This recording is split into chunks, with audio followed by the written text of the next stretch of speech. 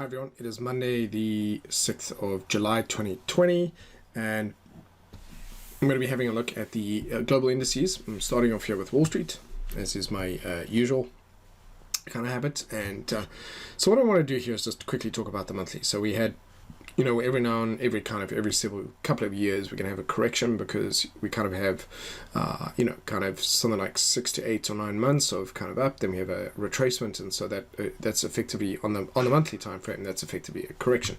The thing is that when we had this correction, which was very much overdue, we also had coronavirus kind of pandemic, and so caused a bit of panic, and so we had a kind of exacerbated that particular correction, and so it was quite strong. At the moment, price manages and appears to be able to recover back up towards this key level. So then having a look at the weekly, we've kind of produced, we're very close to effectively kind of producing that higher higher low off a key level. So the weekly in isolation looking nice and bullish so far. And certainly that monthly effectively just going to put that out of commission for the time being, just not include that in the analysis.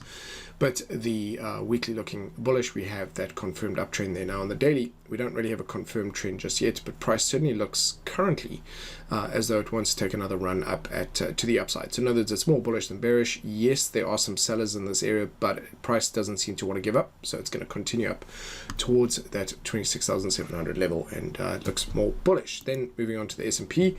The S&P has now finally broken outside of its range to the upside. Let's see if it can stay there, but it is now at least in an uptrend confirmed, and the weekly in a nice confirmed uptrend.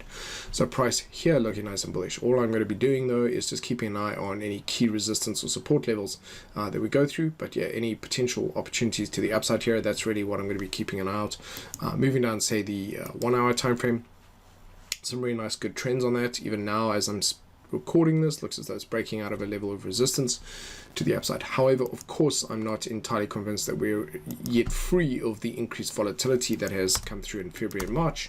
But at the same time, it does appear to be becoming more orderly and more stable. The candles here have become a lot smaller prior to what we kind of had throughout April and a bit of March. And so the volatility is dropping, but has the risk gone away? No, not entirely convinced that that's the case.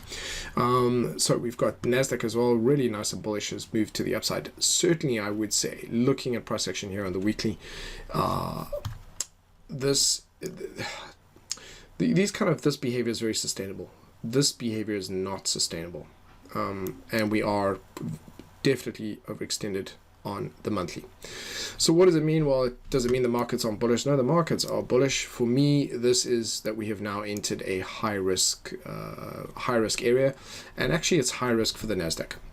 So whatever's going on, that when I do feel we have a correction, which we will have, it could potentially be quite strong. So let me just explain that reasoning. First of all, this angle and the size of these candles is clearly not normal. These are huge. They're really big.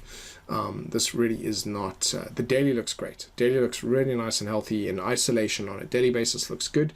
This weekly trend is completely unsustainable. It's really, at this point, is due for a correction. 9,000 would be a nice healthy correction, which would just bring it back into these previous highs. So that would be great. Is it overextended? Absolutely. We're now in a danger zone. So although it currently looks really nice and bullish, and if that does do a big drop, it's going to impact probably most of the indices. And so I'm just going to be very cautious with that. So in fact, the area that I'm watching, although this is the most bullish, and therefore should be relatively speaking the safest for me to trade, there are massive alarm bells looking at this move recently compared to what we've had in the past. This has gone almost parabolic, and that's just not a good sign. So that is potentially I just don't think it's sustainable. So what that means is, could it carry on for much longer? It could go on for a couple more months. At the most, I can't really see this going on for 6 months. I don't think it'll make it through 6 months. 6 more candles to the upside is a bit much. At the same time, it could just hover where it is and produce another 3 or 4 candles in this area. But it's overextended, so I do think it's going to need to breathe and catch up a bit. So this is my concern. That means that just in the coming weeks and months, I'm going to get more and more nervous as we go away here. This is definitely 100% unsustainable, and we already at this point are in a danger zone, so to speak. I suppose with Top Gun 2 coming out, we can say that. but this is the area in which I expect there to be somewhat of a move. If it really pushes through to 12,000 with a burst, I'd be amazed, but that is, I suppose, a possibility up to 12,000. It won't make it past, I don't think it'll make it past that really before coming back. I suppose I'm always happy to be proven wrong. All right, so there we go. So that is that's what's really worrying me at the moment. And let's see if that's the fangs driving it. Yeah, it looks like it's largely the fangs that are driving that. Okay, Russell 2000, looking nice and bullish.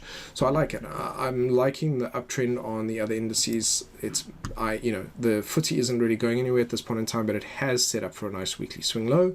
So, and it also has some potential to go up to this level of resistance to head back up towards kind of 7,000, 6,900. So a move to the upside further up looks feasible on those as well. EU stocks as well back into its range, largely range bound, but it has a nice weekly uptrend, a nice daily uptrend. So these ones are not as overextended. They actually look sustainable. The FANGs one is the only one that looks like it's ridiculous. It looks like it's on steroids, which it likely is if we take stimulus into account. And tax breaks, it's possible. We've got a nice breakout here of the Hang Seng to the upside, so that's a nice solid breakout above 25,000, which puts it through this level of resistance. That's pretty cool, but it's still in a downtrend. So there we go. But that overall looks pretty good. It's got very little in its way up until potentially something out towards 27,000, but otherwise it's pretty much free. Looking at the Nikkei. Looking nice and bullish so far. It's got its resistance up ahead. Looks like it probably will just carry on up to that.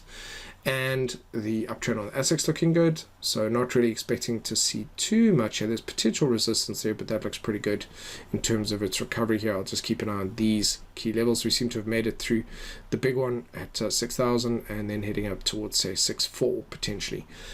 So to sum up, I'm bullish. But I'm now kind of got my eye on the NASDAQ.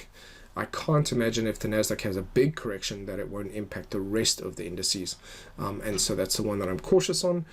Even though it is actually the best of the bunch, it's just that it's now entering a kind of bubble territory. Let me just call it what it kind of is, this technical bubble. And so that is going to be my outlook for the week. Is certainly I'll take some trades to the upside. I'm definitely now looking more bullish than anything else, but I am, as are most professional traders, will be cautious of any big increases in volatility and changes in volatility. And that's it. Great. Well, thank you. Have a good week, everyone.